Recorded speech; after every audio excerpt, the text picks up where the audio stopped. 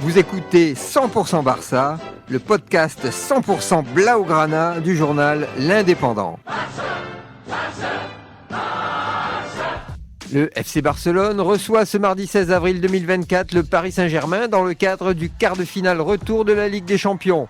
Forts d'un but d'avance au match aller, ils peuvent voir venir sereinement leur adversaire parisien. Et ça ne va pas traîner en ce début de match avec des Catalans en feu et Araujo à la 12e minute qui envoie une longue passe sur la droite à son latéral, le jeune Lamal, qui s'enfonce dans la surface, centre en retrait sur Rafinha encore lui, comme au match aller. Il coupe la trajectoire et ne laisse aucune chance à Donnarumma, le gardien italien de Paris Saint-Germain. Première occasion et but. 1-0 pour les hommes de Xavi, ça ne pouvait pas mieux commencer, ce qui fait un score cumulé sur les deux matchs de 4-2. Le stade de Montjuïc exulte, mais il reste du temps. Et le Paris Saint-Germain n'abdique pas et continue un bon pressing, mais il s'expose à des contre-attaques des Blaugrana avec Lewandowski qui rate les cages. Le ballon passe juste au-dessus de la transversale. Quel dommage, il aurait pu tuer le match. Mais Mbappé va répondre avec un tir que tout le monde voyait au fond, mais Ter Stegen tient la baraque avec un super barré. Et à la 29e minute, Barcola, le jeune Parisien, intenable depuis le début, bien servi par Mendes, arrive au niveau de la surface de réparation et Araujo, pourtant irréprochable depuis le début, le retient juste avant qu'il rentre dans la surface. Pas de pénalty, mais carton rouge direct pour anéantissement d'une occasion de but. Mais pourquoi a-t-il fait ça ? Même si Barcola marquait, ce qui n'est pas sûr, les Catalans avaient encore un but d'avance. Maintenant, les hommes de Xavi, complètement furieux sur le bord de touche, vont se retrouver à 10 contre 11 pendant 60 minutes. La donne a changé. Le stade de Montjuïc retient son souffle.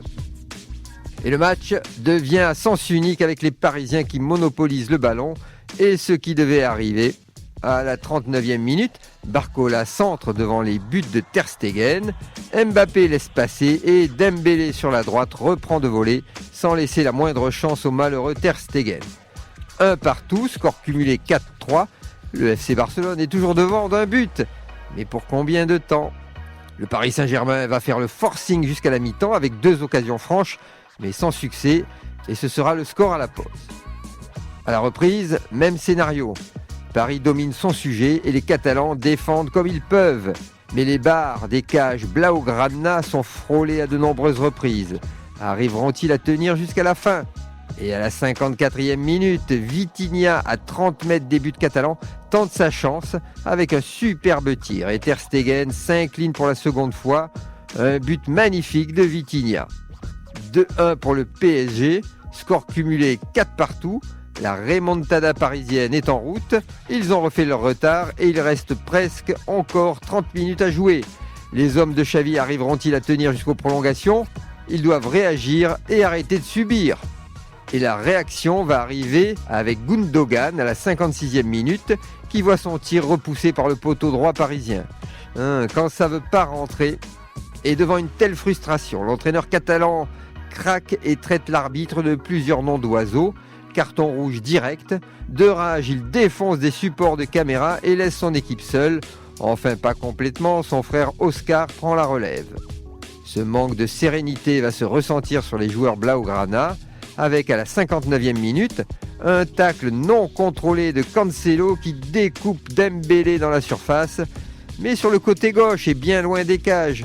Quel manque de lucidité. Pénalty indiscutable, Mbappé se présente et trompe Ter Stegen qui était pourtant parti du bon côté. 3-1, cette fois au cumulé, Paris est devant, 5-4.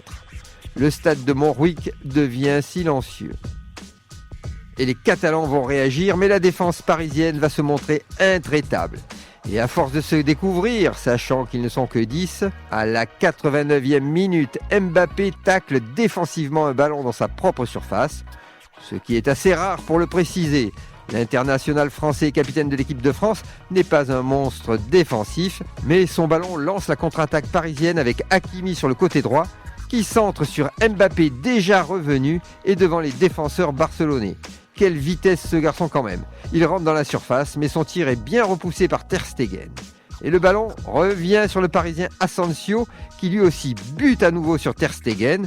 Décidément le meilleur Blaugrana du match. Mais cette fois, le ballon revient sur Mbappé, resté en embuscade, et lui ne laisse aucune chance au malheureux gardien allemand. 4-1, score cumulé 6-4. C'est fini, le match est plié, mais une rencontre absolument folle. Victoire du Paris Saint-Germain qui affrontera Dortmund en demi-finale de la Ligue des Champions. Dortmund qui s'est débarrassé de l'Atlético Madrid, sale temps pour les clubs espagnols. L'entraîneur de Paris, Luis Enrique, savoure sa victoire. C'est l'homme des remontadas, mais cette fois dans l'autre camp. Le FC Barcelone quitte la Ligue des Champions après la Coupe du Roi. Et la course au titre de la Liga va se jouer dimanche 21 avril dans un classico explosif contre le Real Madrid qui sera soit qualifié en demi-finale de la Ligue des Champions, soit éliminé par Manchester City. Retrouvez cette émission et toutes nos productions sur Radio Indep et en podcast sur l'indépendant.fr, nos réseaux sociaux et votre plateforme de streaming favorite.